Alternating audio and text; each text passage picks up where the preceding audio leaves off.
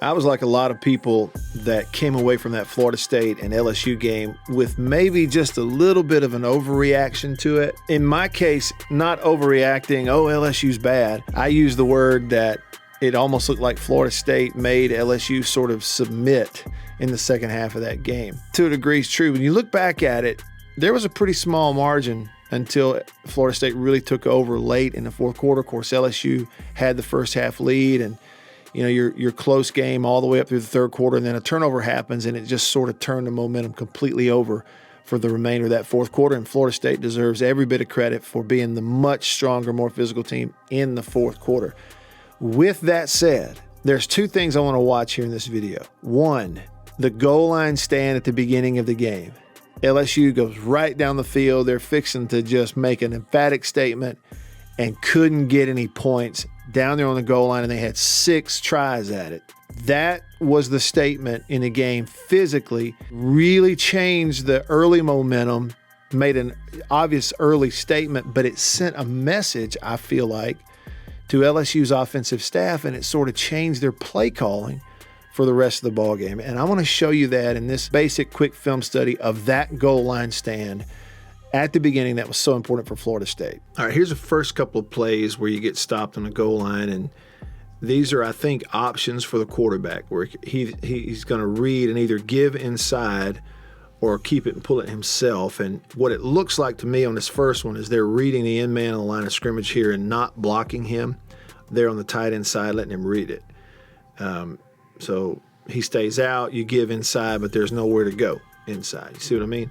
So right here, if the eyes of the quarterback on the end man on the line of scrimmage, if it's not a call and it is a read, okay, so he has stayed out, okay, and because you've got 7 in the block scheme, including the tight end, this says, okay, give inside on the zone blocking. And what they're doing is singling on the edge with the tight end, and then it's combo, tackle, and guard off this defensive tackle up to this linebacker right here that's showing. And so if you get all that, then theoretically, again, you read it right, you get those blocks, we slip through here, and either we're in the end zone this way or in the end zone this way off of this block. But those things don't happen. This is just a deal where they're players for Florida State. You get a stand up here on the end, and the D tackle who takes the combo eats it up. Okay, so stalemates and eats this up where they can't get up to the linebacker. So when they stay out here and give the quarterback the read, he gives it inside. There's nowhere for this run to go. You see what I mean? I mean, it's kind of happening where they're kind of comboing, but everybody has squeezed this thing down on the inside and there's nowhere for it to go. So they're not just on, they're eating up blocks. They're kind of getting off of it and just closing this thing up, right? So it's not like it's blocked really poorly right here. It's hat on a hat. They're just not moving them. There's nowhere for this ball carrier to go, and it's the right read by the quarterback. So you're stopped on 1st and goal right there. You go ahead to the next one, and this time a little bit of a different defensive look. They're not crowded on the line of scrimmage, but you have a 4-man front with 2 stand-ups. I don't know if this is nickel personnel. It doesn't look like it to me. It looks like regular personnel, so 3 linebackers and 4 down, 2 down and 2 ends, because LSU has 2 tight ends in the ball game. I don't know what the substitution was before this, but they got double tight, so it's 21 personnel and motioning a receiver across into the boundary. And let's watch this one. Again, when I saw it, I thought maybe it's another read and for the quarterback, and maybe there's some confusion, maybe there's not. I don't know. But again, based on pre-snap alignment, look at it this way. If the call is a zone read, similar deal for the quarterback, then pre-snap, when you line up, this right here is the end man on the line of scrimmage.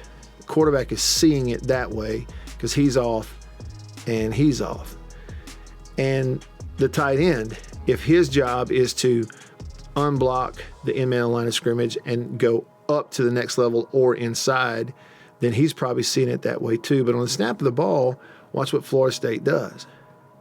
See, so the end goes down inside. See, he slants to the inside gap of the tight end. So again, it's just guessing. I don't know, just trying to read based on what happened. But if I'm the quarterback and I'm reading that guy, he has jumped and slanted inside, so it's an immediate key to me that I'm pulling this thing. But the way Florida State's accounting for it is by pre-snap alignment. They got 3 linebackers in the game. He's coming off the edge, lined up close. And the corner is off the edge as well. And you're trying to block back in front of this because of numbers on this call with the tight end. Well, he's only one blocker. He can only get one of them. He can't get 2 of them. So when you get here, you know, if he's going to run out, and if this is RPO and he's trying to get out for a pass out beyond this, well, it's too slow. Okay, so the defense has jumped it before, you know, too quick. I got 3 in the area, and let's say it is RPO, he's not blocking, he's trying to get out. Well, they're going to get to the quarterback before he gets out.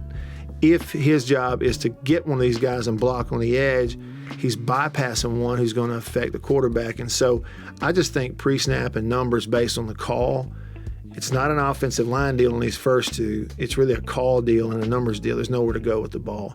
But LSU's fortunate. You get the, you know, extracurricular personal foul. You get a whole new set of downs, and here we go again down at the 1-yard line. So 2 plays, 2 run plays. You get nowhere. You give the quarterback the option. Florida State's whipping you physically in the middle, but they've given you a penalty, and it gives you new life. Now you got 4 new plays on the 1-yard line. Let's see what happens. All right, so here's the goal line sequence. They're going to, on 4 plays, run it once and throw it 3 times. First time, try to run it in there, motion across. You can see clearly it's man with everybody else in the box, and a give inside, nowhere to go. Real quick on this one, after you get the motion, you can see that you've got, you know, basically as heavy as you can get, right? You've got 2 tights on that side, and then you've got, you know, extra receiver there and a blocker here in the formation, so extra heavy. And with the back to the right of the quarterback, I think Florida State knows, and we've already seen this on the previous ones, that the read on the zone is going back to the left with a quarterback option to keep this way. And so when you look at their defensive alignment here on 1st and goal, they put a nose right over the center. They go B-gap, and they go right there in the gap with him, and 1 on the edge. So their entire front is shaded to this side of the field. And I think that's just because I think they're making that call saying, if with the back on the right of the quarterback, we know the zone's coming back this way if it gives to the running back, and we're going to defend it with 2 defenders on the edge if he were to read and keep here. So that's exactly what they do. They stop it with, right here, it's the nose on the center. Center snaps the ball. Watch it right here. This nose is going to knock him back into the run lane because you get a give read right here. So the nose guard blows this up. You also get, you know, stalemates here, but there's nowhere for this one to go, and there's no cut back because the edge is doing a good job. And the edge being here is what tells the quarterback to give it to, you know, initially. If he's a little more patient with the read, he might pull this, you know, ride it a little longer and maybe pull this, and maybe you can, if you're Jayden Daniels, outrun these guys to the pylon out here and get it in maybe. But he tried to give. His center got knocked back, and there's nowhere to go. So stop on 1st down. So that's 3 run plays in a row down here in the goal line that Florida State stopped them. So now they're going to try to throw it 3 in a row. They're like, we're not going to run the ball in on these guys. Their defensive front's too good. And so you're right here at the beginning of the game, 4th down, a goal line situation. And I think LSU's staff is already showing signs of them going, you know what, we can't block them in here. And not in this when they're bunched in there in this short yardage stuff. So we got to throw it. So you get straight up 0 coverage, which is man-to-man, everybody, no safeties playing any responsibility. Roman, you know, he knows that. He's got a tight end formation. 4 down, 4-3 safety walked up in there. So you got 8 guys at the line. So I got to pick one of these man-to-man. He likes this matchup. Nothing wrong with that. Thinking you might get either a fade or a back shoulder depending on it. And nothing wrong with that decision. You just don't hook up. The DB plays it pretty well and stays in his body. Doesn't interfere. So you stop him on 2nd goal.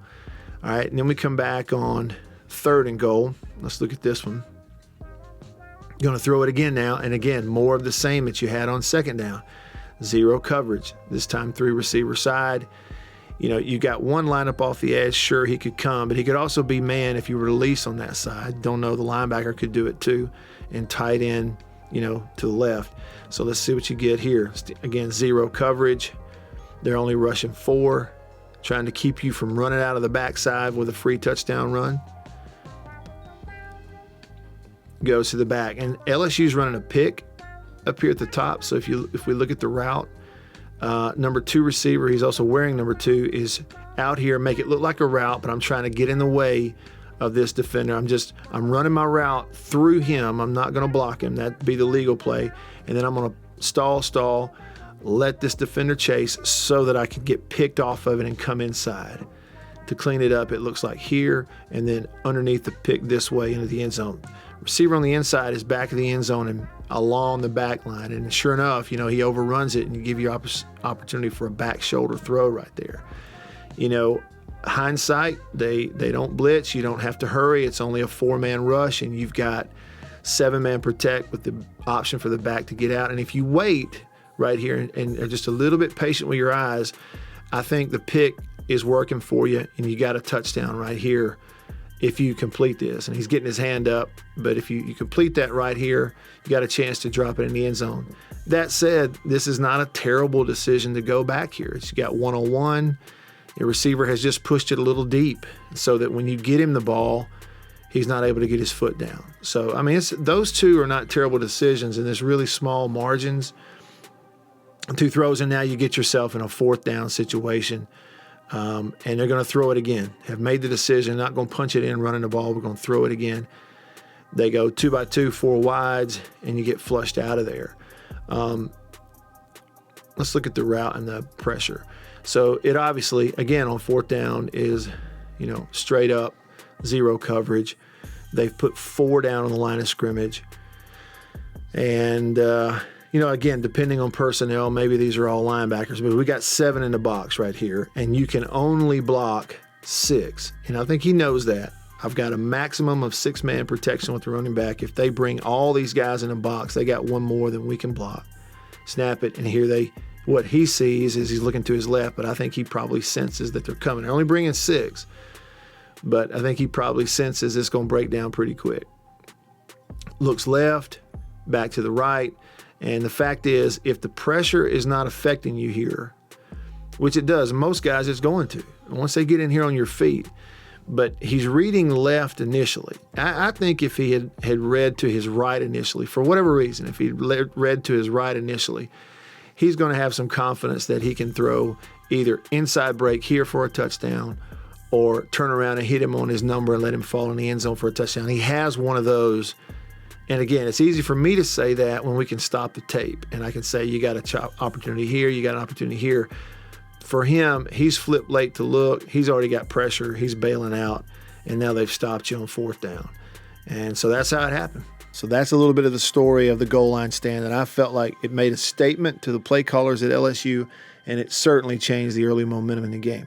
Now, regarding Jayden Daniels, his numbers were pretty decent at the end of the day, throwing a football in a ball game. And as you could see on this night, the offense was going to have to go through his right arm. He gave him a first half lead. And then here's some examples. This is a sequence of 3 plays in a short period of time that sort of tell the tale of the night. 2 really good throws.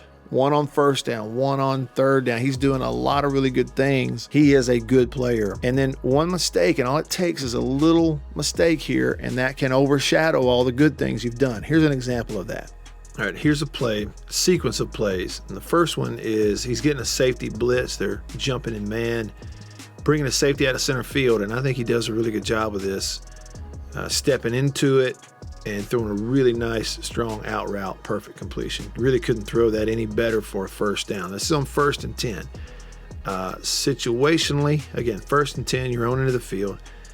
Formationally, tight end, running back in the backfield, they're both going to stay in protection, so that's going to be 7-man protect right there, and I can show you that. And the motion across kind of reveals that because what the defense is doing, because man-to-man, he runs with him across, so he's going to cover him in man. They've already given you a pre-snap man look. He's off-screen up here, but the same thing. And so playing man-to-man, rushing 4, but bringing a fifth, which is the safety from the next level. Again, to clear it up, you're going to have a free safety in the middle field. It's man free. You're going to bring the safety from the next level. And then I believe what you have is here's a man-to-man responsibility with the back. This linebacker's got him man-to-man, him man-to-man here, and man-to-man here. And so that's what allows that safety to come from left field. So on the snap, he sees the motion. The motion with the defender running is kind of giveaway to the quarterback that you probably have some sort of man. The blitz, however, again, most cases, safety is going to jump down and cover, and you're bringing people, comes from the linebacker, but they're not doing that. They're trying to switch it up. You know, he's looking at him, he's looking at tight end, and when they stay in, that's what clues these defenders. Now we can make sure they don't get out late and we can go. But this safety's coming the whole way, and he's just trying to get there to disrupt the throw. So really it's about where's your option. Well, you go inside release and slant, you're running right into the drop in safety. You could come here if you like this matchup. You could probably get a go ball. But up top, you got the most cushion, and he's got an out route coming, and so it's obviously a matchup that he likes. And so in spite of a guy coming downhill unblocked, running back can't get there, this is really good by the quarterback right here. He's stepping right into it. Eyes are downfield. I'm not looking at the rush. I'll take the lick and make a perfect throw. And that does not affect his accuracy. That is a really fine job right there. So let's go to the next one. That was first down. So here comes third down. This is 3rd down and 6. Hadn't really previewed this one as much, but we'll just kind of take a look at how they line it up right here. So 2 receivers enter the boundary and tight end and split to the wide side of the field. 11 personnel with a back there. And look at Florida State. They've got 1, 2, 3 down, 4 down, okay, and 1, 2, 3 walked up. So they got 7 here on the line of scrimmage. And let's see what you get. How many are coming? They're actually bringing 5. Is that right? So they had 7 lined up. They're bringing 4 down in the middle linebacker. The other is jumping in man-to-man right there. Looks like it there. He's got tight end, and you get man-to-man down here as well in the bottom of the screen. And a really strong out route against it.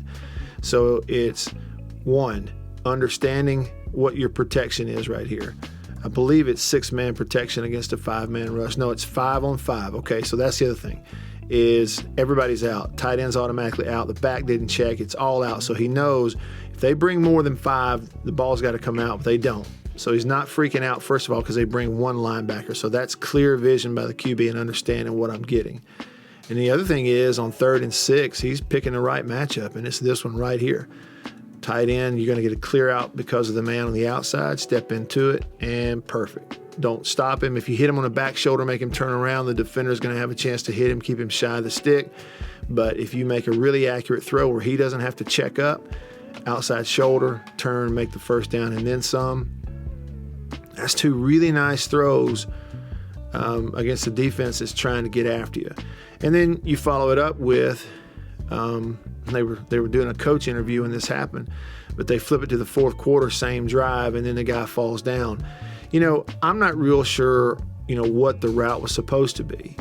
The DB obviously jumps all over it. If this is supposed to be, either hitch and back by the receiver, or if it's supposed to be slant, one or the other, regardless, his feet slip out from under him, and the DB jumps all over it, and the ball's already gone. It turns into a big turnover. So, I mean, as a quarterback, you accept responsibility for those things too. But it's an example that, you can do a lot of the right things, and all it takes is one mistake to sort of erase it. But it's not an indication of a guy who can't play or doesn't know what he's doing. Thanks for watching, and thanks so much for subscribing to the channel. Went up over 20,000 subscribers here in the last few days. That's a big deal for me. It might not be much to someone else, but it's a big deal for me, and I just really do appreciate it. If you like this content, like, subscribe. It means a lot to me. It really, really helps out, so thank you very much. Also, side note, if you like photography, check out my work on Instagram. I'm Radio Wyatt. Thanks for watching, and I'll see you on the next one.